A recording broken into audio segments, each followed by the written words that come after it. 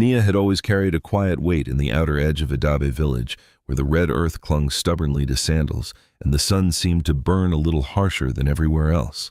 A small cement house with cracked walls and a sagging zinc roof stood there, leaning slightly to one side, like it too was tired of standing, much like her. Nia remembered the accident in fragments, her mother's laughter in the front seat of the bus, her father promising to buy her fried plantain when they arrived, the screeching tires, the scream that did not even sound human. After that came hospital lights, whispering relatives, a white cloth covering two still bodies, and then silence. Her parents had not been rich, but they had been warm. Their home had been small, but it had held laughter. After they were buried, that laughter seemed to follow them into the ground. Her aunt, her mother's older sister, took her in, not out of love, but out of obligation. "You are lucky I am not heartless," her aunt would often say. "Some people would have sent you to the streets." Nia learned quickly that gratitude was expected, even for crumbs. At first she tried very hard to be small. Small in appetite, small in voice, small in presence. But grief does strange things to a child. Food became comfort when the house felt cold. When her aunt's words cut too deep, when her cousins rolled their eyes at her presence, she found herself eating quietly in the kitchen long after everyone had gone to bed. It was not greed. It was survival. Her body had grown rounder, softer, fuller than the other girls her age. Her cousins were slim and sharp-faced. They wore fitted dresses and braided their hair with confidence. Nia avoided mirrors. It was not just her size that made her different. It was the way people looked at her, like she was a problem that had taken physical form. "Aha, Nia, you are becoming a full bag of rice," the women at the well would exclaim loudly. Laughter would follow. She would laugh too. That was the rule. If you laugh at yourself, it hurts less when others do, but it never truly hurt less. She carried water gallons heavier than she was. She swept the compound before sunrise. She washed clothes until her fingers wrinkled pale. Still, her aunt's favorite sentence remained, "You eat more than you work." Nia rarely defended herself. The few times she tried, her aunt would raise an eyebrow. "Oh, you have a mouth now. Maybe you should use it to find food somewhere else." So she swallowed her words along with everything else. Suitor season was the worst. Whenever a man and his family came to visit for one of her cousins, the house would transform. Fresh paint over cracks, new curtains, the smell of fried chicken floating through the air. Nia would be handed a wrapper and told sharply, "Stay in the back room." "Why?" she once asked. Her aunt looked her up and down slowly. "Because no one wants to see that when they are looking for a bride." That was all, not even her name, just that. So she would sit on the edge of her small mattress, listening to laughter from the sitting room, listening to the clink of glasses and the soft giggles of her cousins. Once curiosity got the better of her and she stepped out briefly to carry a tray of drinks. Her aunt had been too busy showing off her daughter's cooking skills to stop her. The room went quiet. The visiting mother's eyes traveled over Nia in one swift assessing glance. "Oh," the woman said, her lips tightening politely. That was all. Just, "Oh." Nia felt the weight of it for weeks. After the guests left, her aunt slapped her. "Must you embarrass me? Could you not stay hidden for one afternoon?" Nia did not cry in front of her. She had learned that tears only irritated people. Instead, she cried at night, silently, face buried in her thin pillow, praying the sound would not escape her throat. The boys in the village were no kinder. "Nia, if we push you, will you roll down the hill?" they once shouted as she passed. She kept walking. Another time, one bold young man blocked her path. "If I marry you, will your bride price include free food for life?" he asked his friends, who erupted in laughter. She stepped around him carefully, her heart thudding, not from anger, but from humiliation. Most girls her age had admirers. They received secret notes, late evening phone calls, promises whispered behind mango trees. Nia received silence, or worse, mockery disguised as humor. Yet despite everything, she was gentle. That was the strange part. Pain had not hardened her. It had softened her. She helped an old woman cross the road every market day. She fed stray dogs with leftover scraps. She tutored neighborhood children who struggled with reading. She carried kindness like it was the only inheritance her parents had left behind. Sometimes, late at night, she would sit outside and look at the stars. "I know you can see me," she would whisper softly, speaking to her parents. "I am trying." That was always the sentence. I am trying to be good enough, trying to be invisible enough, trying to survive. Everything shifted. Her aunt had just finished scolding her for eating a second piece of yam. "Do you want to swallow this house?" the woman snapped. "You think food falls from heaven?" Nia quietly put the plate down. "I'm sorry." Her cousin Kioma entered the kitchen, giggling while typing on her phone. "Mommy, did you hear that? Taylor's son said no one will ever marry Nia unless the man is blind." They both laughed. Something inside Nia tightened, not explosively, but slowly, like a rope pulling too hard around fragile wood. She washed the dishes in silence. Later, she overheard her aunt speaking to a neighbor outside. "That girl is becoming my biggest problem," her aunt complained. "No man will look at her. I cannot keep feeding her forever. Sometimes I wish someone would just come and take her," the neighbor chuckled. "Even a madman?" Her aunt paused. At this point, even that.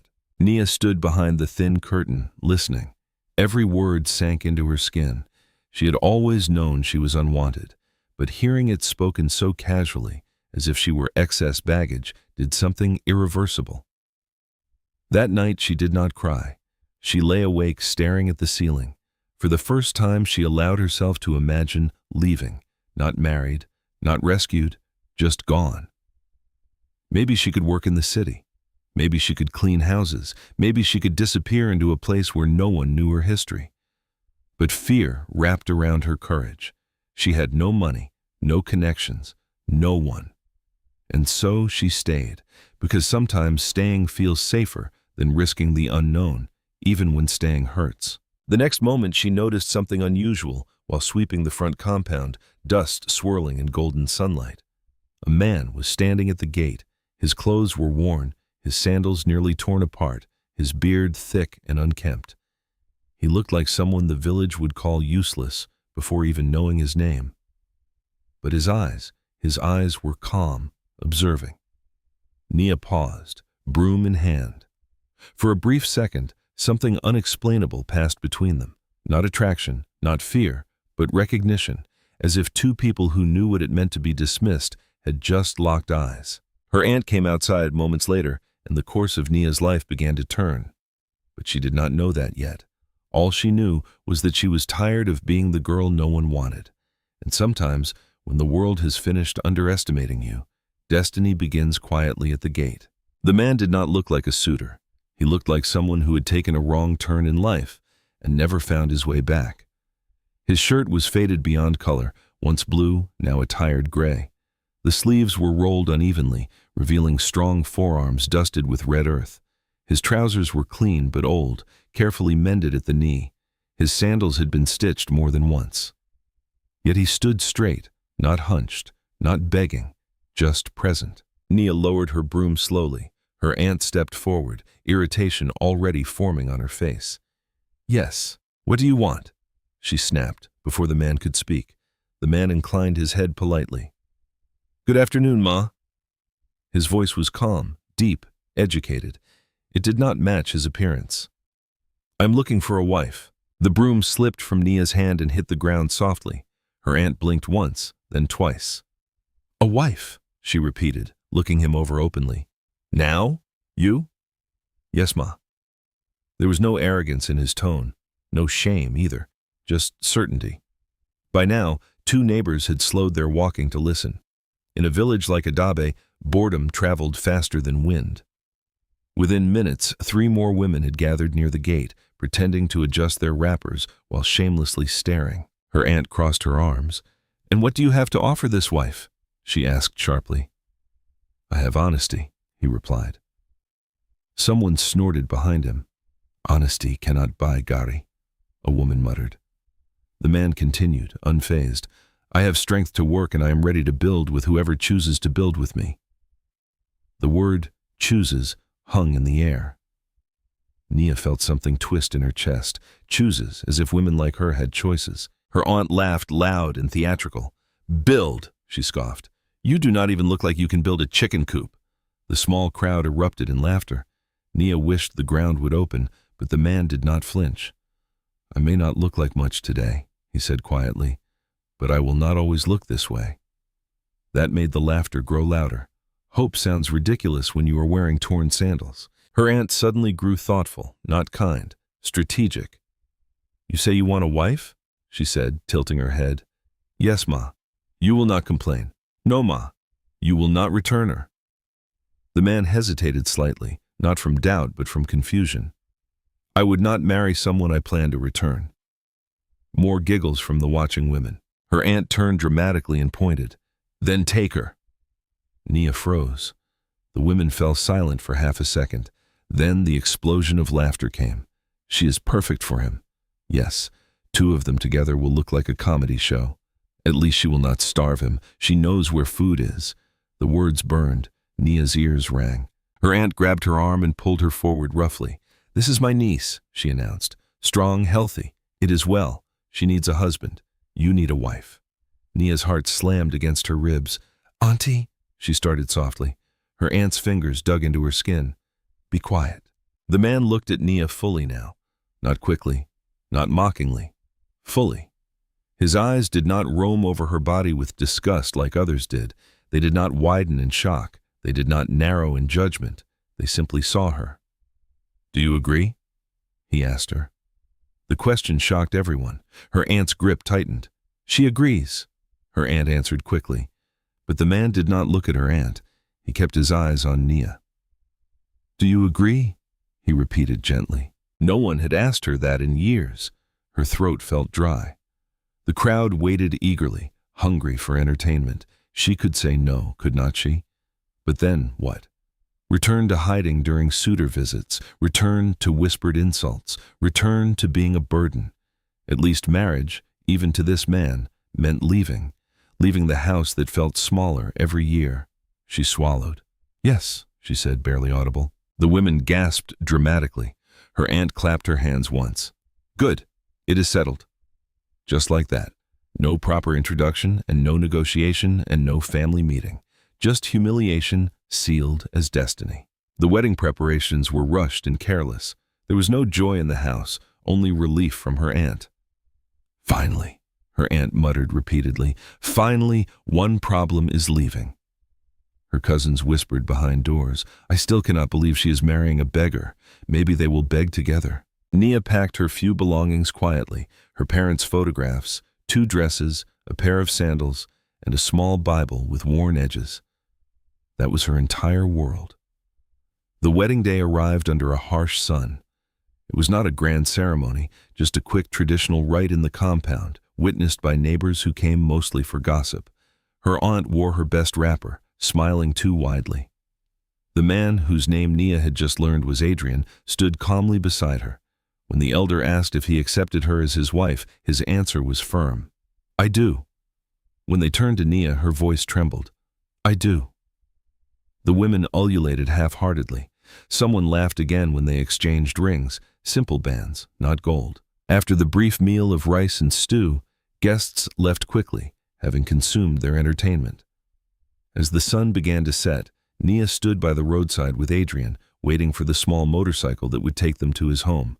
Her aunt hugged her lightly, not warmly. "Be a good wife," she said, "and try not to eat him into poverty." More laughter. Nia forced a smile. She climbed onto the motorcycle behind Adrian. As the engine started, she did not look back. If she did, she might have broken. The ride was long and dusty. Wind whipped against her face, carrying the scent of dry grass and smoke from distant cooking fires. She held the small bag containing her belongings tightly. Adrian did not speak much during the journey, but once when the motorcycle hit a bump and she nearly slipped, his hand reached back instantly, steadying her. "Careful," he said softly. That single word held more concern than she had felt in years. They arrived at the edge of town where abandoned buildings stood like forgotten memories. Adrian led her to a small structure with cracked walls and a rusted door. "This is where I stay," he said. "Stay, not live." She noticed that inside the room was simple, but surprisingly clean. A small bed, a wooden table, 2 chairs, a cooking stove in the corner. It was poor, but not filthy. Adrian set her bag down gently. I know it is not much, he said, but it is safe. She nodded. Safe. That felt new. Silence filled the room. They were strangers bound by vows made in humiliation. Finally, Adrian spoke again. I know this was not how you imagined your marriage. She almost laughed at that. Imagined? She had never been allowed to imagine marriage. He continued, You may not believe me now, but one day you will understand why I came for you. Her brows furrowed slightly. Came for me? Yes.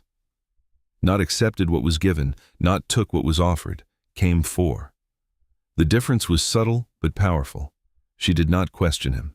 She was too tired. That night, as she lay on the narrow bed staring at the unfamiliar ceiling, she expected regret to swallow her. Instead, she felt something unexpected. Quiet. No insults, no whispers, no mocking laughter, just the sound of night insects and distant wind. Adrian spread a mat on the floor. You take the bed, he said.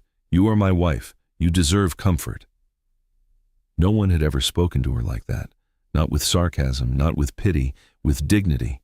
Tears slipped silently down her temples. For the first time in years, they were not tears of humiliation. They were tears of confusion, because sometimes when you expect cruelty and receive kindness instead, it unsettles you more than pain ever did. As sleep finally claimed her, one thought circled her mind. Maybe this marriage was not the punishment everyone believed it to be. Maybe, just maybe, it was the beginning of something no one saw coming. And back in Adabe village, laughter still echoed, but destiny was already rewriting the joke. The first morning in Adrian's house began before sunrise. Nia woke to the distant crowing of a rooster and the unfamiliar weight of silence. For a few seconds, she forgot where she was. Then she saw the cracked ceiling, the thin curtain covering the single window, and the faint outline of Adrian sleeping on the mat across the room. Her husband. The word still felt foreign. She sat up slowly, careful not to make noise. The bed creaked anyway. Adrian stirred but did not wake. The house was small. One main room, a tiny wash area at the back, and a narrow space that served as a kitchen. The walls bore faint water stains from past rainy seasons. The cement floor was uneven in places. A faint draft slipped through the edges of the window frame, but it was tidy. Everything had a place. The cooking pots were stacked neatly. The table had been wiped clean. Even the mat Adrian slept on was folded carefully at one end. This was not the home of a careless man. It was the home of someone surviving with intention. Nia wrapped her shawl around herself and stepped outside. The building sat at the edge of town where the houses thinned and open land stretched into dry grass fields. A few goats wandered lazily nearby. Smoke rose in thin lines from distant homes as other women began their morning cooking. It did not take long for them to notice her. Whispers traveled like wind. That is the new wife. The big one. Yes, the beggar's bride. Nia kept her eyes low and began sweeping the small front area. The broom scratched against red earth. Two women approached openly. Good morning, one said with exaggerated politeness. Good morning, Nia replied softly. So, the second woman continued, folding her arms, how is married life in luxury? They both laughed. Nia forced a small smile. It is peaceful, she said. Peaceful, the first woman repeated. Inside that broken house? Yes, Nia answered gently. Peaceful. They exchanged glances as if her calm response had ruined their fun. Well, one sniffed, peace does not cook soup. They walked away. Nia kept sweeping. Her chest felt tight but not shattered. The insults were familiar. What felt unfamiliar was that they no longer echoed inside her the same way. Inside that house, no one had laughed at her. That mattered more than she expected. Adrian left shortly after sunrise. I have work in the next town, he said, while tying his worn sandals. What kind of work? She asked hesitantly. Small jobs, he replied. Construction, sometimes repairs. He looked at her. Then I will return before dark. She nodded. He paused at the doorway. If anyone speaks badly to you, remember their words are not truth. They are habits. Habits. That sentence lingered long after he left. The days settled into rhythm. Adrian left early, returned late. Some evenings he brought rice. Other evenings, just Gary and Groundnut. But he never returned empty-handed, and he never complained. Rain began unexpectedly, not gentle rain, heavy, angry rain that struck the zinc roof like thrown stones. Nia rushed to place bowls under the leaking spots. Water dripped steadily near the corner of the bed. Adrian entered soaked, carrying a small nylon bag. "You are drenched," she exclaimed, instinctively reaching for a cloth. He smiled faintly. "I have known worse." She handed him the cloth anyway. The rain grew louder. Wind slipped through cracks in the door. They worked together silently, shifting items away from water. At one point, their hands brushed while moving the table. Nia pulled back quickly, not out of disgust, out of unfamiliarity. No man had ever touched her gently. Adrian noticed but said nothing. Instead, he lit a small lantern and placed it on the table. The flickering light softened the room. "I am sorry, he said suddenly. "For what?" "For bringing you here." She blinked. "You did not force me." He studied her face carefully. "They forced you long before I arrived." The truth of it made her throat tighten. She sat slowly on the chair. "Why did you agree?" he asked quietly. The question startled her. "No one has ever chosen me," she admitted after a long pause. "Even if this is hardship, at least it was a choice." He absorbed that silently. Then he said something that unsettled her in a different way. "This will not always be your life." She looked up. "You speak like someone who knows the future." He smiled faintly. "Sometimes you can see tomorrow more clearly than today." She frowned slightly. It sounded like a riddle. But before she could ask more, thunder cracked loudly overhead. The roof shook. Water began dripping faster. Adrian stood and adjusted one of the bowls. "Trust me," he said quietly, not looking at her. The words seemed heavier than the situation required. "Trust me." She did not know why, but she believed him. The town did not tire of its entertainment. Children sometimes ran past, shouting, "Big bride!" before laughing and disappearing. A group of young men once stood across the road, openly staring. "How does she even fit in that small house?" one joked loudly. Adrian was home that afternoon. He heard. Nia stiffened, waiting for anger or embarrassment. Instead, Adrian stepped outside calmly. "Good afternoon," he greeted them evenly. They seemed thrown off by his composure. "Good afternoon," one replied awkwardly. "If you are curious about the size of my house," Adrian continued, "you are welcome to come help me extend it." Silence. The young men shifted uncomfortably. "I did not know you were interested in construction," he added. They muttered something and left. Nia stared at him. "You are not angry?" she asked. "Anger feeds mockery," he replied. "Silence starves it." She stored that lesson carefully. Despite everything, something tender began growing between them. Not dramatic passion, not rushed affection, something steady. One evening, Adrian brought home a small mirror. It was not new, but it was clean and uncracked. "I noticed you do not have one," he said, placing it gently on the table. Her chest tightened. "I do not need one." "Yes," he said softly, "you do." She hesitated before picking it up. Her reflection stared back, round face, soft cheeks, wide eyes that carried more history than her years should allow. She braced for the usual wave of self-criticism. It did not come immediately. Instead, Adrian spoke behind her. "You have kind eyes." She blinked. No one had ever complimented her face without attaching a joke to it. "They make people feel safe," he added. Her vision blurred slightly. She set the mirror down quickly. "Why are you nice to me?" she asked suddenly. He did not answer right away. "Because you deserve it," he finally said. The simplicity of it almost broke her. But peace is fragile when the world insists on it. One afternoon, her aunt appeared at the doorway unannounced.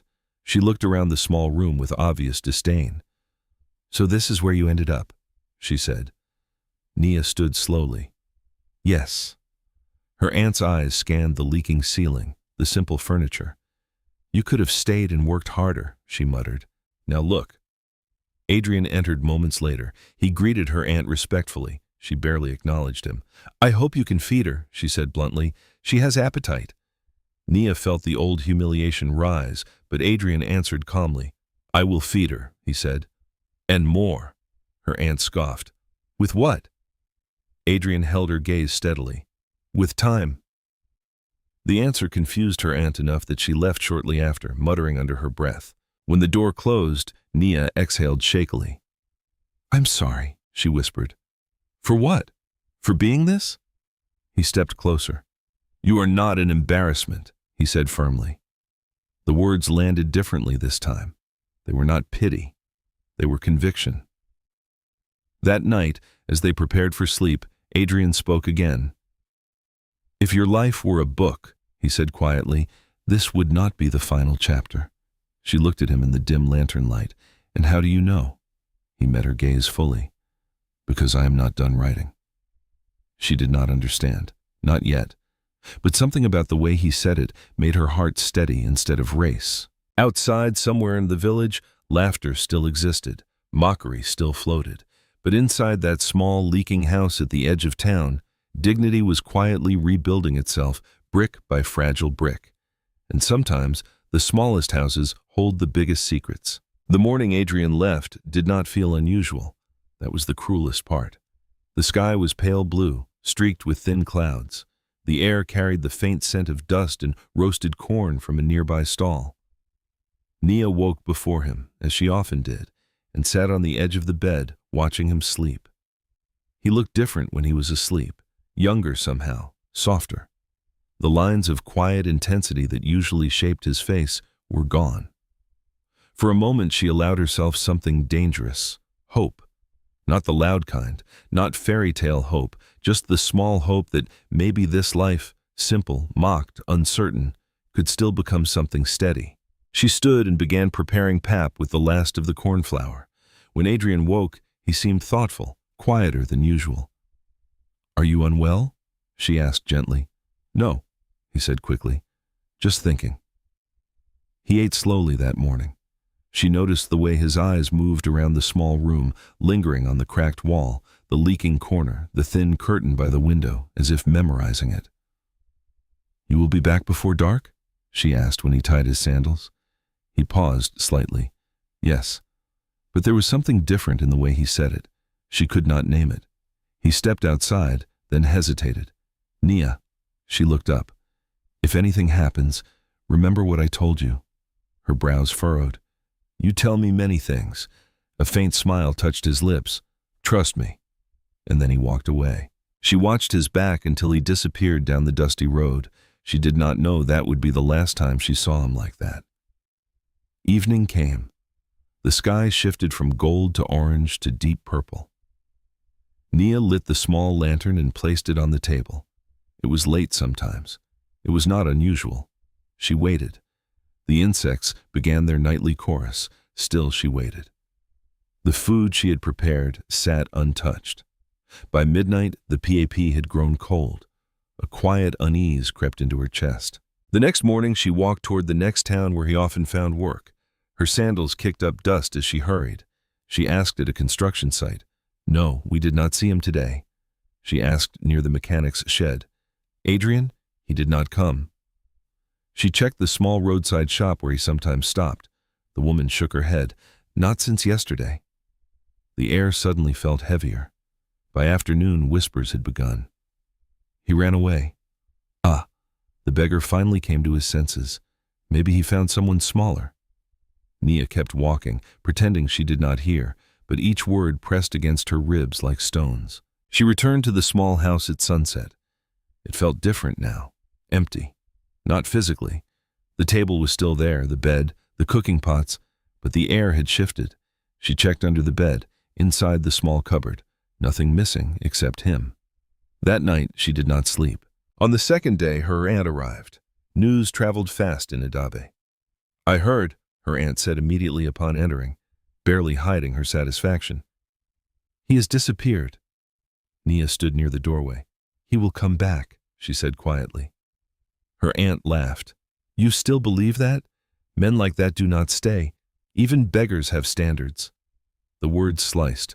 You can return home, her aunt added casually, but this time you will work properly. No more eating like a queen.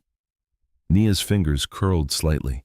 She had imagined this moment before, imagined herself begging to return. But now that it was here, something inside her resisted. I will stay, she said. Her aunt blinked. Stay for what? To guard his broken walls. Yes. Her aunt studied her as if seeing a stranger. You are foolish. Maybe. But she remembered the way he looked at her. She remembered the mirror. She remembered his voice saying, You deserve it. Those things did not feel like lies. Her aunt left, shaking her head.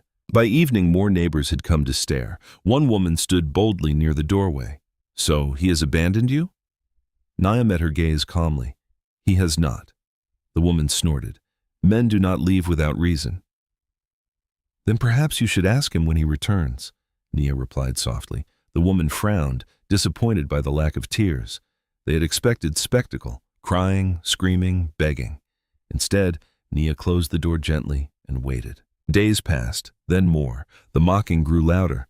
She was too heavy to carry. He found better fortune elsewhere. She thought she was lucky. Each rumor twisted deeper. At night, doubt crept in like cold wind through cracked windows. What if he had lied? What if she had imagined his kindness? What if this had been nothing more than a cruel joke the universe played on girls who dared to hope? On one of those days she found it, a folded piece of paper beneath the thin mattress. Her hands trembled as she opened it. The handwriting was neat, firm. Nia, if you are reading this, it means I had to leave sooner than I explained. Do not look for me. Do not believe what they say. Trust me one last time. Do that. I will return. No explanation, no timeline, no apology. Just faith demanded. Tears finally spilled. Not loud sobs, just quiet, steady tears that slid down her face as she sat on the edge of the bed. She pressed the paper to her chest. I trusted you once, she whispered. Was she strong enough to do it again? Then something strange happened. A young boy knocked on her door. Delivery, he said, holding a small sack of rice. For who? She asked cautiously. For you. From who? He shrugged. No name. The next day, a woman from the market arrived. Your rent has been paid for the next 3 months, she announced casually. Nia froze. By who? The woman shrugged. Someone paid in full. Confusion tangled with hope. She had no savings, no secret benefactor, unless her heart pounded. Was it him? But how? The following week, a tailor appeared. Measurements, the woman said briskly. For what? Clothes already paid. Nia's mind spun. The villagers noticed too. Oh, the beggar sends money now. Maybe he stole something before running. Speculation replaced certainty. But beneath the confusion, something undeniable grew. Adrian had not abandoned her. He had planned something. She did not understand it, but she felt it like thunder far in the distance before the storm arrives. One evening, as she stood outside watching the horizon bleed into sunset, a convoy of black vehicles appeared at the far end of the dusty road, large, polished, impossible to ignore. Children ran after them, shouting. Men stepped outside their homes. The vehicles moved slowly toward the edge of town, toward her house. Her breath caught. This kind of thing did not happen in Adabe, not unless someone important had arrived. The first car stopped directly in front of her door. Dust swirled around shining tires. A suited driver stepped out, then another. The entire village gathered within seconds. Nia's heart hammered so loudly she could barely hear the whispers. The back door of the last car opened. A polished shoe touched the ground. Then a tailored trouser leg. Then a familiar face. Clean-shaven, composed, powerful. Adrian, but not the Adrian they mocked, not the Adrian in torn sandals. This version wore a perfectly fitted dark suit. His posture radiated authority. His eyes carried the same calm depth, but now framed by unmistakable wealth. Gasps rippled through the crowd. Her aunt pushed forward, nearly choking on shock. It cannot be. Adrian closed the car door gently. His gaze searched until it found her. Nia stood frozen in the doorway of the small house, the note still tucked safely beneath her pillow. He walked toward her slowly, every step silencing another whisper. He stopped inches away and smiled.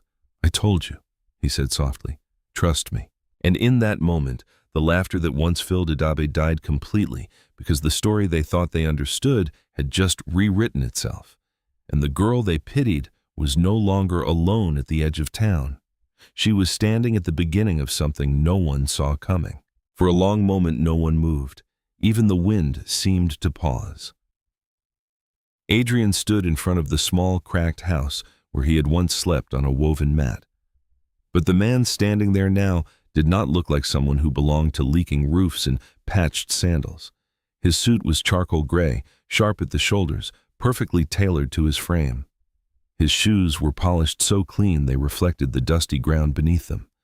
A silver watch rested calmly on his wrist, not flashy, but unmistakably expensive. The same eyes, but now framed by power. The villagers stared as if witnessing a ghost. Nia's pulse thundered in her ears. Her mind could not reconcile the two versions of him, the quiet man who fixed leaking bowls during rainstorms, and the commanding presence who stepped out of a convoy of black vehicles like he owned the road itself. Maybe he did. Behind him stood security men in dark suits. One held open a car door, waiting respectfully. Another scanned the surroundings with practiced alertness. Her aunt pushed forward through the crowd. "Adrian," she whispered, her voice no longer sharp, now trembling. He turned slowly toward her. "Yes." No bitterness and no sarcasm, just certainty. "You?" She struggled for words. "What is this?" He glanced at the vehicles casually. "Transportation." A few nervous chuckles escaped the crowd, unsure laughter, the kind that tries to attach itself to safety. Nia had not moved. She felt rooted to the doorway of the tiny house. Adrian's eyes returned to her. Everything else faded.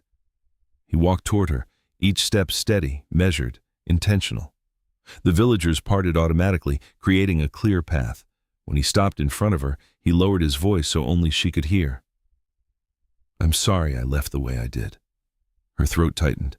"You said you would return," she whispered. "I said trust me." Her eyes filled, but she refused to let the tears fall in front of everyone. "Who are you?" she asked softly. He held her gaze. "My name is Adrian Kane." A murmur moved through the crowd. The name meant something. Even in a small village, wealth had a way of echoing. One of the younger men whispered loudly, "Kane Holdings." Adrian did not confirm it immediately. Instead, he reached for Nia's hand, not hesitantly, not secretly, openly. "I came back for my wife." That sentence landed like thunder. Her aunt nearly staggered. "Wife?" she echoed weakly. Adrian turned to face the crowd fully now. His voice carried calm, but firm. "Yes, my wife." He let the words sit there. "My name is Adrian Kane, CEO of Kane Holdings Group." The silence that followed felt heavy enough to crack the sky. Even the children stopped fidgeting. One of the older men in the crowd stepped forward cautiously. "Kane Holdings, the construction company, the one building estates in Lagos." Adrian inclined his head slightly. "Yes." A wave of realization moved through the villagers. Kane Holdings was not small. It built roads, housing estates, commercial towers. It sponsored political campaigns, funded schools, owned factories, and the man who once wore torn sandals had been its head. Her aunt's mouth opened and closed without sound. You are a billionaire," someone whispered. Adrian did not smile at the word. "Wealth is relative," he replied calmly. "But yes, I have more than enough." More than enough. The same man who had once shared the last of his gari without complaint. Nia felt dizzy.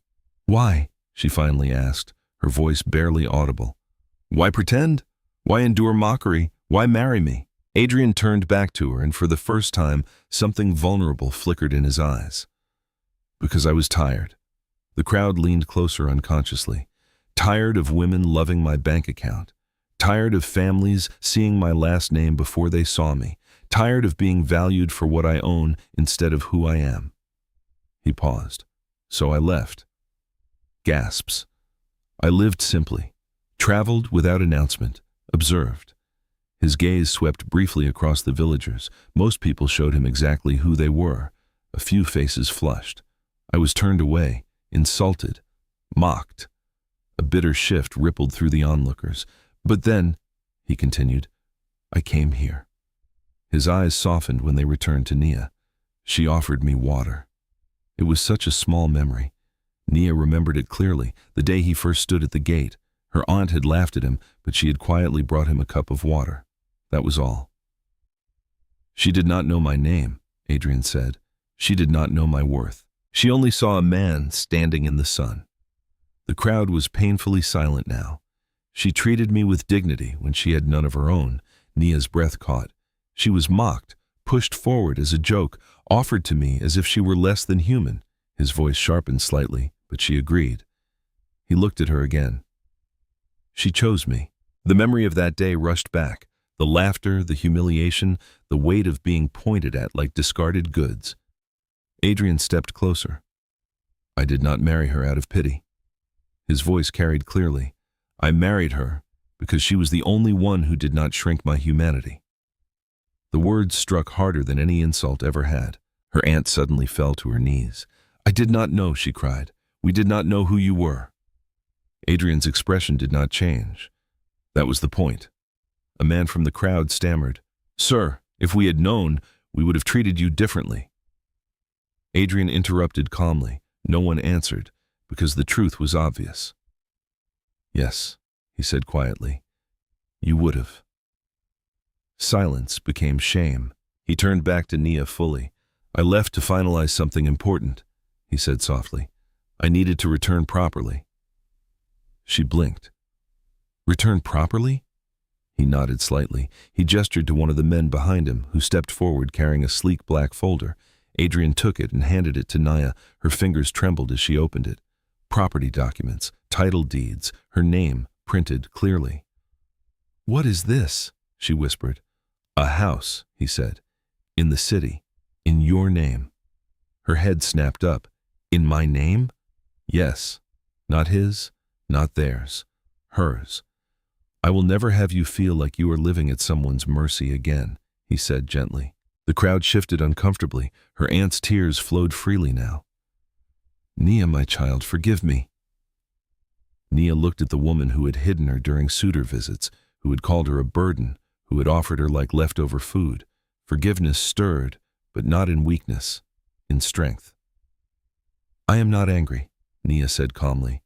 That somehow hurt more than rage. Adrian squeezed her hand lightly. We are leaving, he announced. A wave of panic passed through the villagers. Leaving, just like that. The man they mocked, the girl they laughed at. Adrian gestured toward the vehicles, but before stepping away, he looked once more at the crowd. Never measure a person by what they appear to lack, he said evenly. Some people wear simplicity like armor. No one dared respond. Nia glanced back at the small house one last time, the cracked walls, the leaking roof, the place where dignity quietly began to rebuild. She did not hate it. It had been a beginning. Adrian opened the car door for her, not as a show, but as a habit.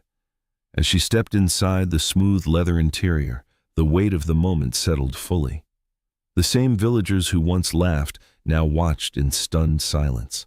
Her aunt remained on her knees. The young men who had mocked her avoided her eyes. The women at the well stood speechless. The convoy engine started. Dust rose again, but this time it was not humiliation trailing behind her. It was revelation. As the car began to move, Nia looked at Adrian. You really came back? She said softly. He smiled. I told you. She exhaled slowly.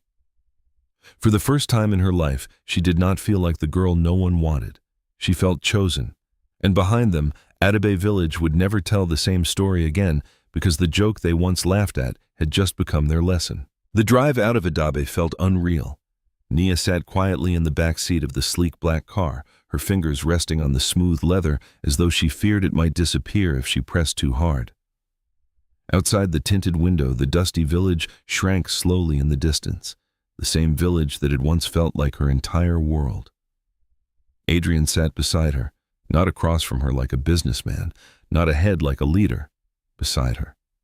But even in silence, he felt different, not colder, just revealed. The convoy moved smoothly onto the main road leading toward the city. The hum of the engine was steady, controlled, nothing like the rattling motorcycles she was used to. Nia finally spoke. When were you going to tell me? Her voice was not angry. It was fragile. Adrian turned slightly toward her. I wanted to tell you sooner, but you did not. No. The honesty in that answer hurt more than an excuse would have. She swallowed. Was any of it real? He frowned slightly. What do you mean? The house, the rain, the mat on the floor. Her voice trembled now. Did you suffer on purpose? Was I part of some test? The word test hung between them like a sharp blade. Adrian inhaled slowly. Yes, he said. The air seemed to thin instantly. Yes, he repeated more gently. I was testing people. Her hands clenched in her lap. And me? He held her gaze fully. No. She did not respond. He continued carefully. When I first left my company, it was because I was exhausted. He leaned back slightly, eyes drifting to the window as if remembering something heavy. Everywhere I went, people bowed too quickly, smiled too wide, agreed too fast, not because they respected me, but because they wanted something. Money, contracts, access, status. I could not tell who saw me, he said quietly, and who saw my bank account. Nia listened without interrupting. So this was loneliness, but dressed in expensive fabric. So I stepped away. He continued. I left the city. I dressed simply. I stopped introducing myself with my last name, and people changed. Amara said softly. Yes. His mouth tightened slightly. Some refused me water. Some insulted me openly. Some laughed. A bitter echo of Adabe. I learned more about humanity in torn sandals than I ever did in tailored suits. She looked at his hands, steady, strong, familiar. When you came to our gate, she began. I already knew who your aunt was, he admitted quietly. Her head snapped toward him. You investigated us? I investigate everything, he said calmly. It is how I built my company. The truth stung, but not entirely in betrayal. And you still came? She asked. Yes. Why? He did not hesitate this time. Because you looked at me. She blinked.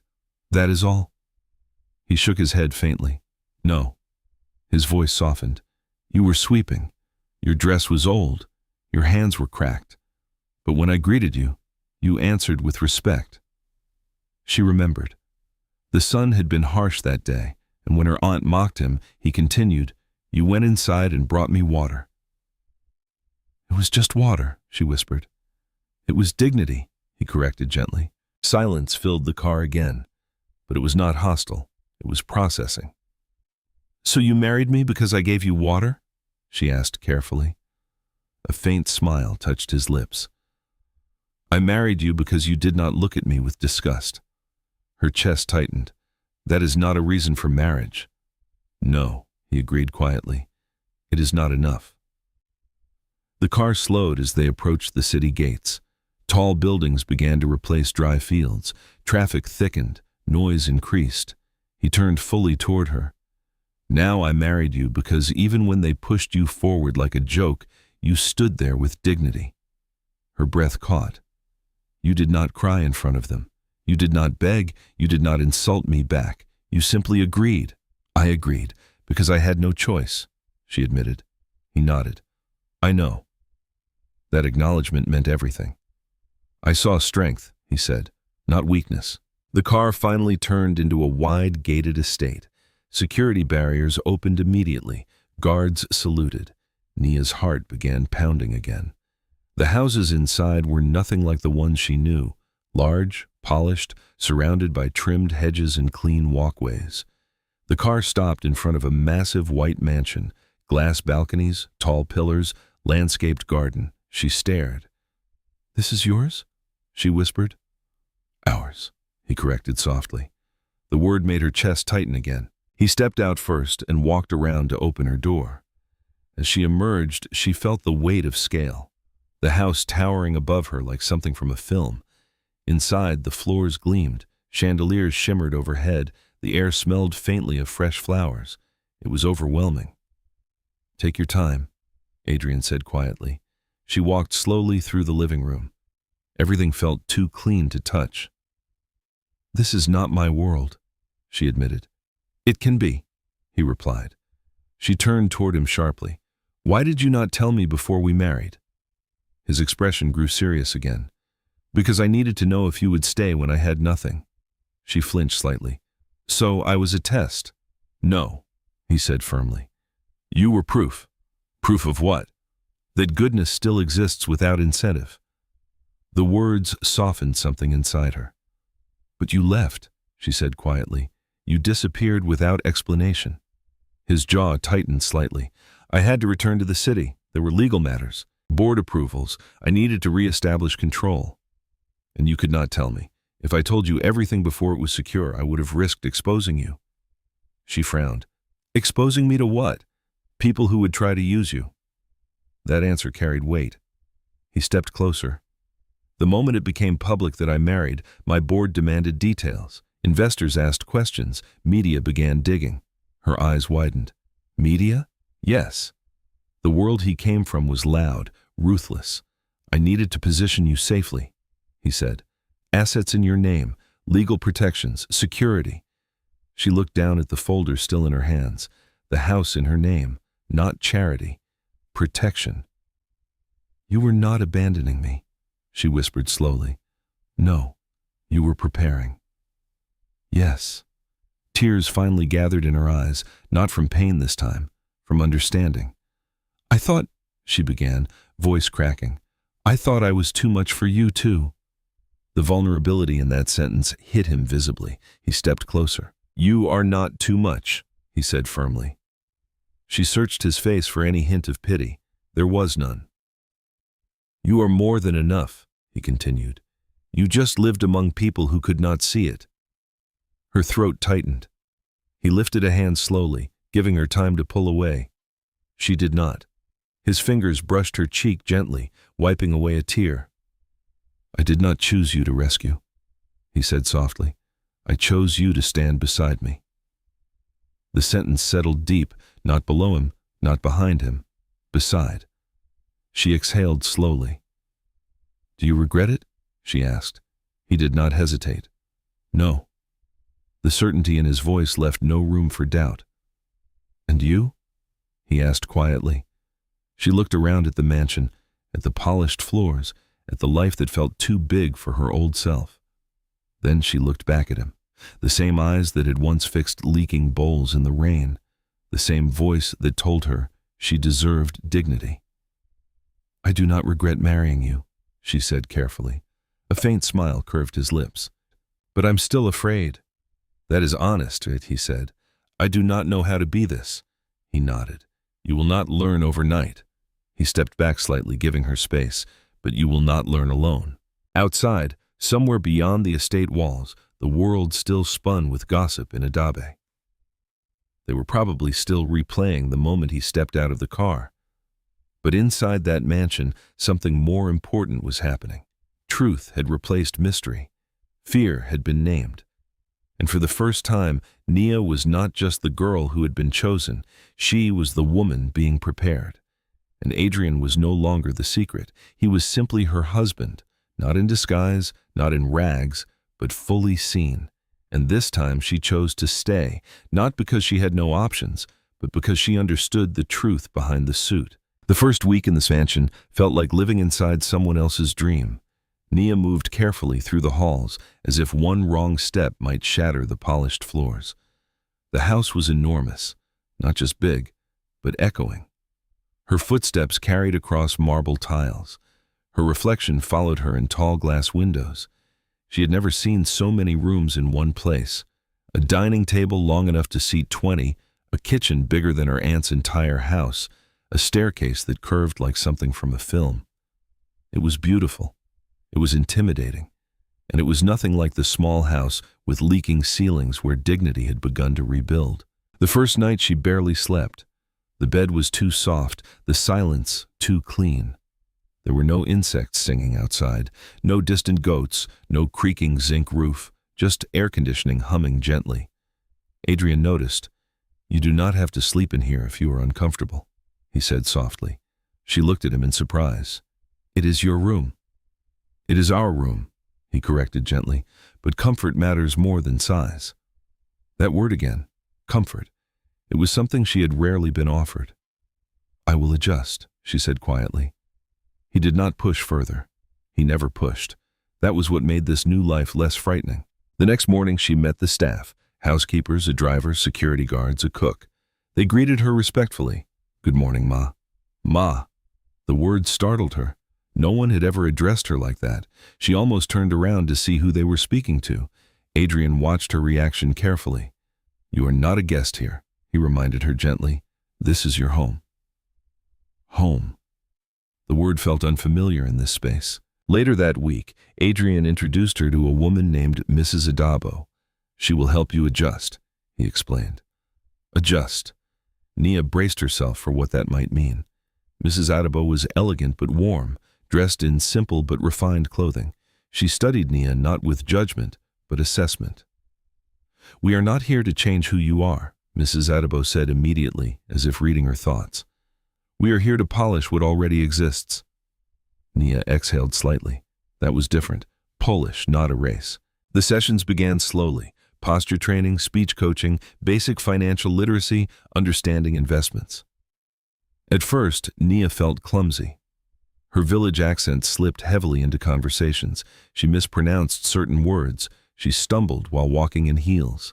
But something surprising happened. No one laughed. Not once. When she made a mistake, Mrs. Adabe corrected gently. "Again," she would say, slower. The absence of mockery was healing. One afternoon, Adrian found her standing in front of a full-length mirror in the dressing room, not avoiding it, not hiding, just looking. She wore a simple fitted gown, not tight, not revealing, but tailored perfectly to her body. Her curves were still there. Her softness had not disappeared, but the dress did not fight her shape. It honored it. She touched her waist slowly. "I look different," she murmured. Adrian leaned against the doorway. "You look confident." She glanced at him through the mirror. "Do you want me to lose weight?" she asked suddenly. The question had been sitting in her chest for days. He walked closer. "No." She turned fully. "Not even a little." "If you choose to for your health, I will support you," he said calmly, "but not because someone once convinced you that your body was a mistake." The words landed gently but firmly. Her eyes filled slightly. "All my life," she whispered, "I was told I was too much." He shook his head faintly. They were too small. That sentence settled somewhere deep. Weeks passed. The city life began to feel less overwhelming. Adrian started involving her in business discussions, slowly at first. She sat quietly in meetings, observing. Men in suits discussed numbers in millions like they were counting beans. At first she felt invisible again, but this time invisibility was chosen. She listened. She learned. One evening after a board meeting, Adrian asked her opinion in the car. "What did you think?" She hesitated. "They talk a lot," she admitted. He laughed softly. "Yes, they do." She gathered courage. The housing proposal in the rural areas, it sounded good, but they only spoke about profit. He nodded, and they never mentioned the people who would live there. He looked at her more closely. "Go on." "They talked about square footage, materials, pricing." She swallowed. No one mentioned water access or markets nearby or schools. Silence filled the car. Then Adrian smiled slowly. "That," he said quietly, "is why you are here." And she blinked. "You see what others ignore." No one had ever told her that before. But transformation is not smooth. One afternoon, Adrian invited her to a formal dinner. Politicians, investors, media, the kind of event where cameras flashed and laughter felt rehearsed. Nia stood in front of the mirror for nearly an hour before leaving. Her dress was deep emerald, flowing elegantly over her curves. Her hair was styled beautifully, her makeup subtle but radiant. Still doubt crept in. "They will laugh," she whispered to herself. Adrian knocked gently. "Ready?" She turned. He paused, not because she was perfect, but because she was glowing.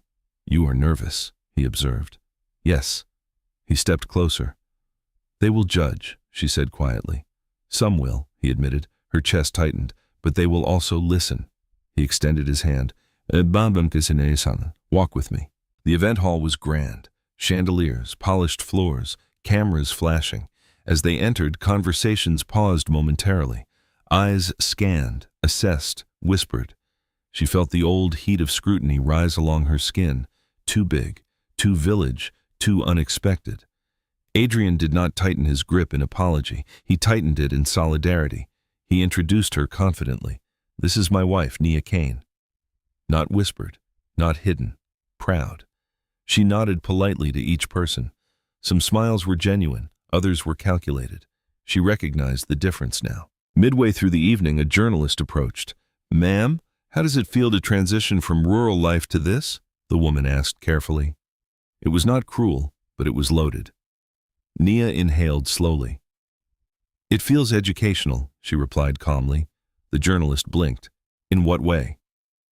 "I am learning that wealth does not automatically create wisdom," she said gently, "and poverty does not erase it." A few heads turned. Adrian's lips curved slightly. The journalist scribbled quickly. "And what role will you play in Kane Holdings?" she pressed. Nia held her gaze. "One that ensures people are not forgotten." There it was, not rehearsed, not coached, hers. Later that night, as they drove home, she exhaled deeply. "I did not embarrass you," she asked. Adrian looked almost offended. "You represented yourself," he said. "That is never embarrassing." She leaned back against the seat slowly. For the first time in her life, she had spoken without shrinking. Months passed. Nia began leading small internal projects focusing on community housing improvements. She visited rural areas with Adrian, spoke to women, listened to farmers, asked about water systems. She was no longer the girl hiding during suitor visits. She was being listened to, respected. One afternoon, she received a message, a video clip. Someone had sent her a recording from Adabe village. Her aunt was watching television in a small shop. On the screen, Nia speaking at a conference, confident, articulate, radiant. The women around her stared in shock. "She is the same girl?" someone asked in disbelief. Nia stared at the video quietly, not with anger, not with pride, just clarity. Adrian noticed her expression. "What is it?" "Nothing," she said softly. But inside, something had shifted permanently. The girl they mocked was no longer trying to prove them wrong. She had simply outgrown them. That night, as she stood on the mansion balcony overlooking the city lights, she felt something unfamiliar settle in her chest. Not insecurity, not fear, belonging. Not because she had changed her body, not because she had married wealth, but because she had discovered something far more powerful, her voice. And this time, no one could force her back into the background. She was no longer the joke offered at a gate. She was a woman, building gates of her own, and the world slowly was beginning to notice. The invitation was deliberate. Nia did not suggest it casually. "I want to go back," she said one evening, standing by the wide glass window of their sitting room, watching the city lights flicker below. Adrian looked up from the file in his hand. "To Adabe?" "Yes." He studied her carefully. "Why?" She folded her arms loosely, thinking. "Not to prove anything," she said slowly, "but because if I never return, it will always feel like I ran away." He closed the file. "You do not owe them closure." "I know," she replied quietly. "This is not for them." He waited. "It is for me." That was enough. Within weeks, preparations were made, not for a private visit, but for something larger. A charity launch, a foundation registered under her name. The Nia Initiative, focused on education and shelter for orphan girls in rural communities. When the official letters reached Adabe village announcing that the event would be held there, confusion spread like wildfire. "Nia? Which Nia? The beggar's wife? No, that one moved to the city. I heard she married rich. How rich?" Speculation bloomed, and beneath it, discomfort. The day of the event arrived bright and hot. The dusty field near the village square had been cleared and decorated. A large canopy tent stood tall, white fabric fluttering in the breeze. Rows of chairs were arranged neatly. A stage had been built, simple but dignified. Banners displayed the foundation's name boldly. People gathered early. Curiosity is stronger than pride. Her aunt arrived dressed in her finest wrapper, the one she saved for weddings and church anniversaries. Her face carried a tight expression, not quite excitement, not quite fear. The same women who once mocked Nia now stood in clusters, whispering carefully. "Do you think she will talk to us? Maybe she will not even look our way. I heard she lives in a mansion." Then the convoy appeared, not as dramatic as the first time, but unmistakable. Cars rolled in steadily, parking in an organized line. Security stepped out first, scanning the area discreetly. Then Adrian. He wore a light-colored suit this time, elegant but not overpowering. And then Nia stepped out. The air shifted. She wore a deep blue gown, flowing but modest, tailored to fit her beautifully. Her hair was styled simply, her makeup soft and radiant. She did not look like someone trying to impress. She looked like someone who belonged exactly where she stood. The whispers died instantly. Her aunt's breath caught visibly. "That is her," someone whispered. But the difference was not just her clothing, it was her posture. Her shoulders were relaxed, her head held high, her gaze steady. She did not scan the crowd anxiously. She walked forward calmly. Adrian walked beside her. Not ahead, not behind. Beside. As they approached the stage, the village head stepped forward quickly, bowing slightly. "Madam Nia," he said respectfully. "Madam." The word echoed in more than just sound. Nia smiled politely. "Thank you for welcoming us." Her voice carried clearly, confident, measured, no trembling, no shrinking. They took their seats on the stage. The program began. Speeches from local leaders, formal introductions, polite applause, but everyone was waiting for her. Finally, her name was called. Founder of the Nia Initiative, Mrs. Nia Kane.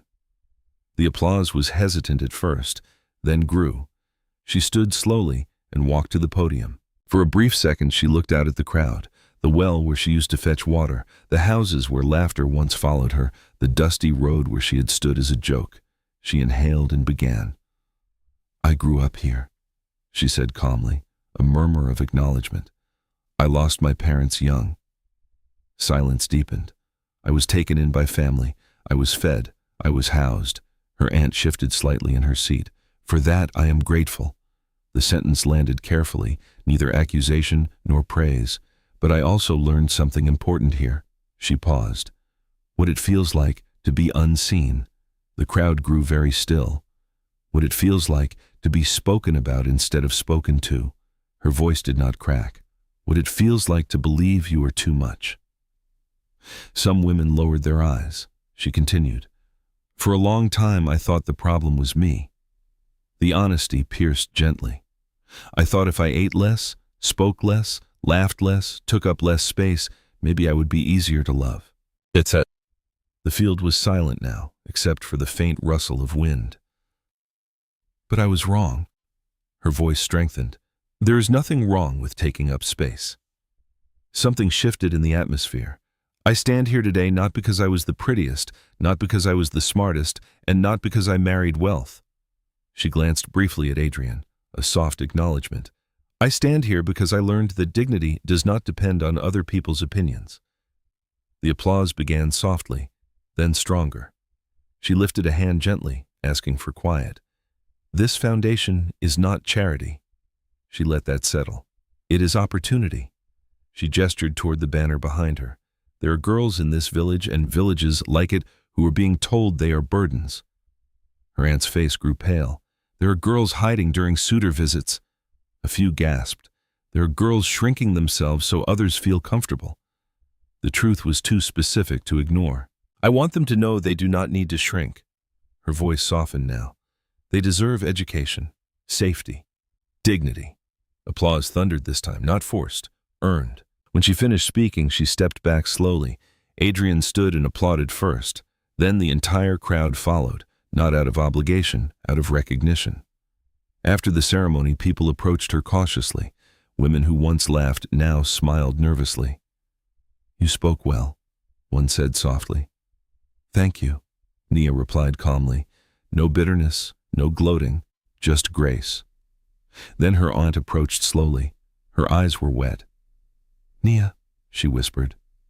Nia turned fully toward her, not defensively, not coldly, just present. "I was wrong," her aunt said quietly, "about many things." The admission trembled in the air. Nia studied her for a long moment. Years of memory passed between them in silence. "I know," Nia said gently. Tears spilled down her aunt's face. "Can you forgive me?" The question hung heavy. Nia could have used this moment for revenge, could have reminded her of every insult, every slap, every humiliation. Instead, she chose something heavier. "I forgave you before I left." she said quietly. Her aunt looked stunned. But forgiveness does not erase truth, Nia added calmly. The sentence was not cruel. It was boundary. Her aunt nodded slowly. I understand. For the first time, perhaps she did. As the sun began to lower, Adrian joined Nia near the edge of the field. You were powerful, he said softly. She exhaled slowly. I was honest. He smiled faintly. That is more powerful. She looked out over the village. Children ran between chairs. Women gathered in small groups. Men discussed the foundation excitedly. It was no longer laughter filling the air. It was possibility. I do not feel angry, she admitted quietly. You should not. I do not feel superior either. He nodded. That is because you are secure. She smiled faintly. Secure. That word felt earned. As they prepared to leave, the same dusty road stretched before them, but it no longer felt like an exit.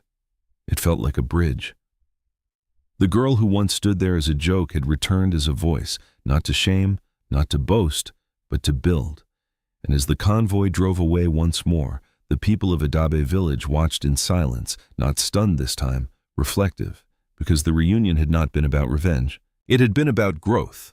And growth, when witnessed, has a way of making everyone reconsider who they once laughed at and why. Success did not arrive all at once. It unfolded slowly, strategically, intentionally.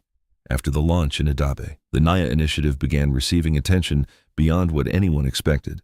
Local newspapers wrote small features, then regional media followed. Soon, national outlets began calling, not because she was the village girl who married rich, but because her foundation was doing something different.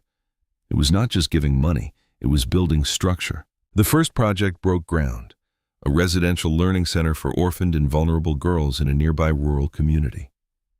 Nia insisted on being present the day construction began. The site smelled of fresh earth and possibility. Workers moved around carrying materials. Engineers reviewed blueprints. Adrian stood beside her but slightly behind, allowing her space. One of the contractors approached. Madam, where would you like the main entrance facing? She looked at the blueprint carefully. East, she said after a moment. The man blinked. East. Yes, she replied calmly. So the girls wake up with the sunrise. He smiled slowly. Very well. It was a small detail, but small details shape atmosphere. Adrian leaned closer. You were thinking long term. I know what it feels like to wake up in darkness, she replied quietly. He did not respond. He did not need to. As construction progressed, Nia became more involved in Kane Holdings too, not as decoration, not as a ceremonial wife, as a contributor. At first, some board members resisted. A few older executives exchanged skeptical glances during meetings. She does not have formal training, one whispered privately to Adrian. Adrian's response was simple. She has lived experience. The resistance softened over time, not because Adrian forced it, but because Nia proved herself. She reviewed rural housing projects personally. She insisted on including community wells, school access, and small market spaces within new developments. People do not just need houses, she said during one strategy meeting. They need systems. The room went quiet. And systems create stability, she added. An older board member slowly nodded. That is accurate. Her influence grew not through intimidation, but clarity. But growth attracts criticism too. One afternoon, an online blog published an article. From beggar's wife to billionaire benefactor, is it all image? The article implied that her foundation was merely a publicity tool, that her transformation was exaggerated, that perhaps Adrian had rescued her for branding purposes. The comments were cruel. She is lucky. She is just a project. She married up. That is the only skill she has. Nia read the article alone in her office. The old ache stirred faintly. Too much, not enough, undeserving. Adrian found her later staring at her phone. You saw it? He said quietly. Yes. He waited. She handed him the phone. He skimmed the article. I can have it taken down, he offered calmly. She shook her head. No. He looked at her carefully. It does not define me, she said softly, but it will define how I respond. He studied her expression. What will you do? She placed the phone down gently. I will work. He smiled slightly. That is dangerous. Why? Because consistent results silence noise better than arguments. She exhaled. Good. Months passed.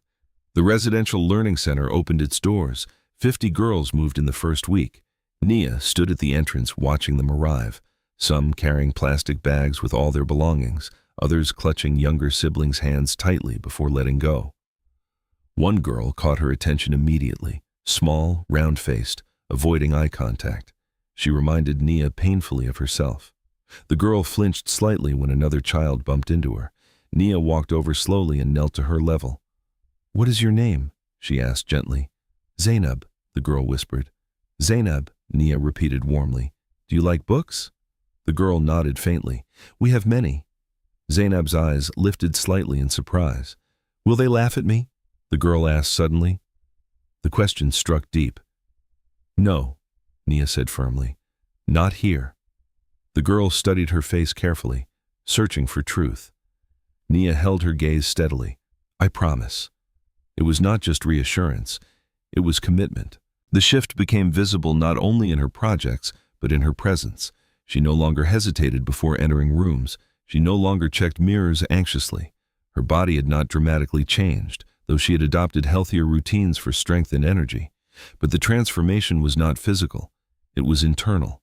Confidence has weight, and she carried it well. At a national economic forum, she was invited to speak alongside prominent business leaders. The topic? Sustainable development and community investment. She stood behind the podium, not intimidated. "Development without empathy creates infrastructure without impact," she began calmly. The audience listened. "I grew up in a village where survival depended on community," she continued. "When we build houses without schools, we create distance. When we create jobs without transportation, we create frustration." She paused. "Investment must consider people before profit." The applause was immediate. Afterward, several executives approached her. "Your perspective is refreshing," one admitted. She smiled politely. "It is practical." Adrian watched from a distance, pride evident but quiet. She did not need him to validate her anymore.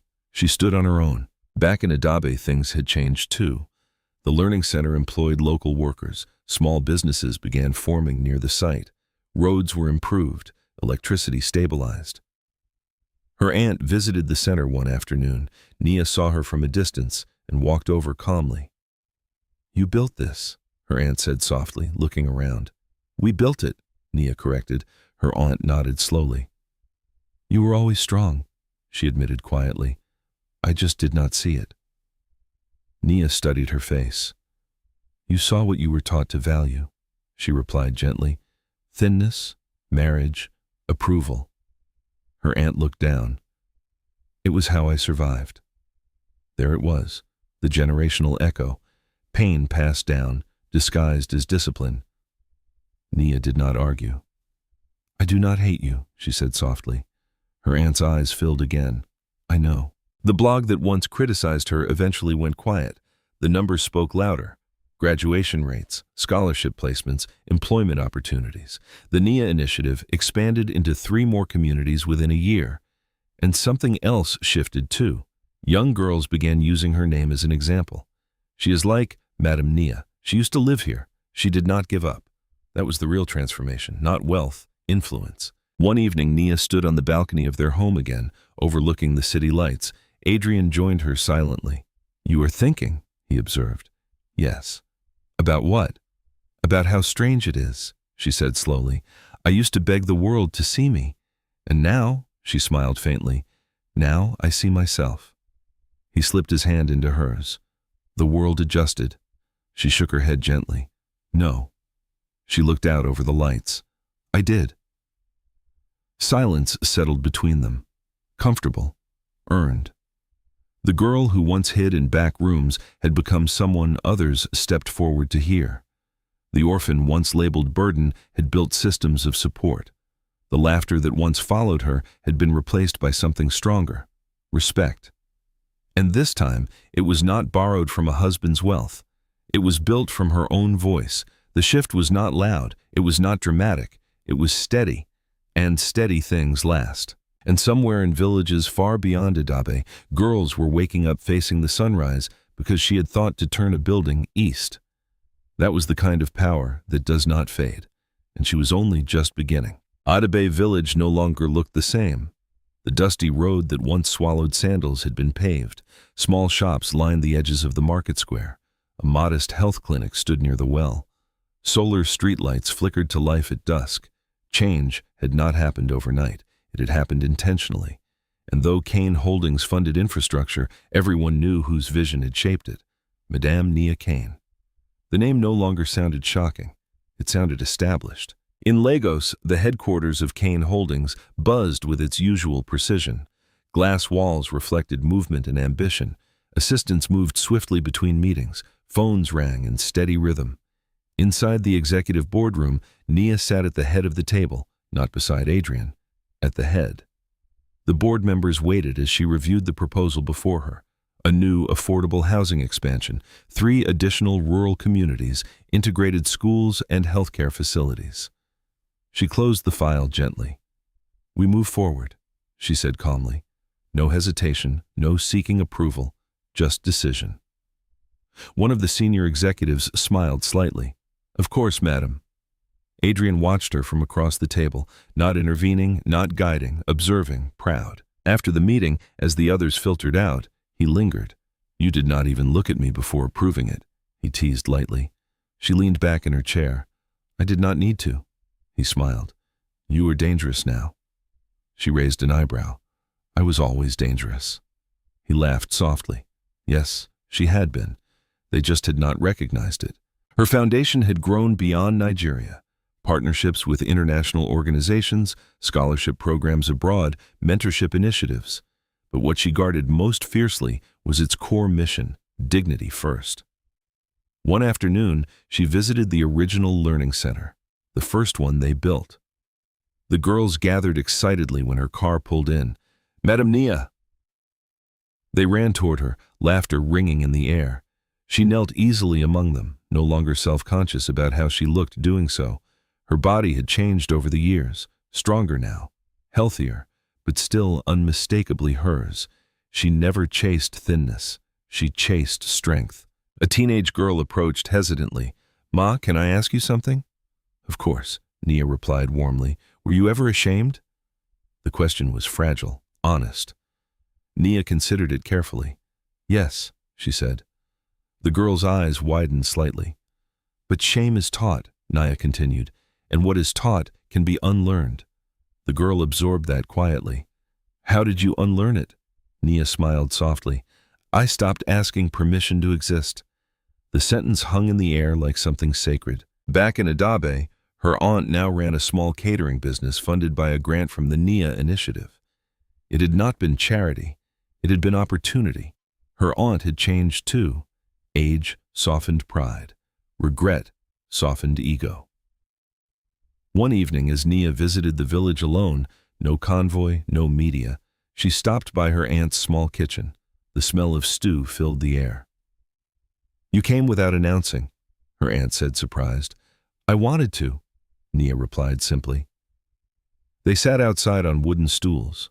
For a while they spoke of ordinary things, weather, market prices, village weddings. Finally, her aunt looked at her carefully. "They respect you now," she said quietly. Nia tilted her head. "Respect is not revenge," she replied. Her aunt nodded slowly. "I used to think marriage was the only rescue," the older woman admitted. "I was wrong." Nia studied her face. "Marriage did not rescue me," she said gently. "What did?" She smiled faintly. "Believing I was worth more than survival." Her aunt swallowed. "I did not know how to teach that." "I know," Nia said softly, and she meant it. Years earlier, she had stood at a gate as a joke. Now she stood at podiums as a leader. But the most important transformation was not visible in headlines. It was internal. One evening, as rain fell gently over Lagos, she and Adrian sat on the balcony, the same one where she once felt uncertain. The city lights shimmered below. "Do you ever think about that day?" Adrian asked quietly. "Which one?" "The gate." She smiled slowly sometimes, and she leaned her head lightly against the back of the chair. "I do not feel embarrassed anymore." He waited. "I feel grateful." He looked at her surprised. For being mocked? For surviving it? She clarified. Rain tapped softly against the glass railing. If they had celebrated me then, she continued, I might have believed my value depended on their approval. He nodded slowly. And now? She looked out over the city. My value is not negotiable. The words were simple, unshakable. A few months later, she received an award, National Humanitarian Leader of the Year. The ceremony was televised. As she walked across the stage to accept it, the applause was thunderous. But what caught her attention most was not the audience in the hall. It was the camera feed projected on the large screen behind her. In small, split frames, communities across the country watched live. Among them at Adabe village, women at the market, children at the learning center, her aunt sitting proudly in front of a small television. Nia took the microphone. This recognition does not belong to me alone, she began calmly. It belongs to every girl who was told she was too much. Her voice was steady. It belongs to every child who learned to shrink to survive. The room was silent. You are not too much, she said clearly. You were simply surrounded by people who could not measure your worth. Applause erupted, but she was not finished. The greatest transformation is not moving from poverty to wealth, she continued. It is moving from self-doubt to self-trust. The audience rose to their feet, standing ovation. But somewhere deeper, something else stood too. Closure. Later that night, after the cameras were gone and the applause had faded, she stood alone in her dressing room holding the award, not smiling widely, just reflecting.